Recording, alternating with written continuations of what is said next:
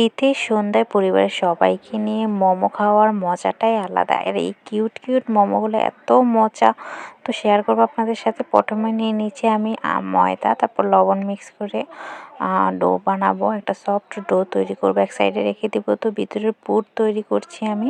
মাংসের কিমা নেব, পেঁয়াজ কুচি, রসুন কুচি, কাঁচামরিচ কুচি, চিলি ফ্লেক্স, ধনেপাতা, মরিচের গুঁড়ো, লবণ, সয়া সস, টমেটো সস দিয়ে ভালো করে আমি মিক্স করে নেব।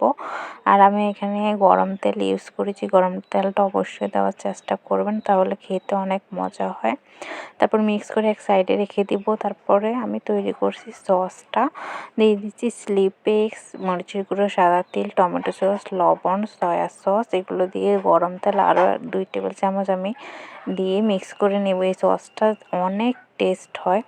তারপর আমি এক সাইডে রেখে দিচ্ছি। তো যে ডোটা আমি বানিয়ে রেখেছি এটাকে বেলে নিয়ে আমি এখন মোমো শেপ দিব। আপনারা চাইলে আপনাদের পছন্দ মতো দিতে পারেন।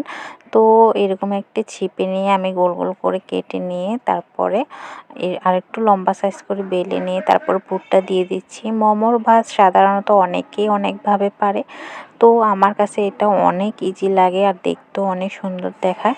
আমি আজকে অনেক ছোট ছোট করে বানাচ্ছি, অনেক কিউট লাগতেছে এই ছোটো মোমোগুলো। দেখতেও সুন্দর আর খেতেও অনেক মজা, পারফেক্টলি ভাবে হয়ে যায় এগুলো। তারপর আমি এরকম একটা ভাজ দিলাম। তো আর একটা আপনাদেরকে দেখিয়ে দিব বোঝার জন্য। তো প্রথমে আমি পুরটা নিয়ে তারপর হাত দিয়ে ভালো করে চেপে নিয়ে এরকমভাবে শেপ দিয়ে নিচ্ছি। আপনারা আপনাদের পছন্দ মতো নিয়ে নেবেন, এটা কোনো ব্যাপার না। তো আমার সবগুলো মোমো রেডি। একটা পাত্রে আমি গরম পানি দিয়ে এরকম একটা ছাঁকনিতে আমি বসিয়ে দিব মোমোগুলো। 10-15 মিনিটের মধ্যে মোমোগুলো রেডি হয়ে যাবে। এই তো আমার মোমো রেডি। তারপরে এই যে সসটা উপরে দিয়ে আমি পরিবেশন করে নিচ্ছি, এত মজা হয়। আপনারা চাইলে উপরে না দিয়ে এভাবেও খেতে পারেন, তবে উপরে দিলে টেস্টটা অনেক মজার আসে। আপনারা একবার হলেও ট্রাই করবেন।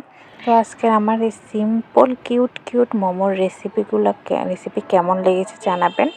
আমার রেসিপি ভালো লাগলে একটা শেয়ার করে দিবেন। আজকে পর্যন্ত, আল্লাহ হাফেজ।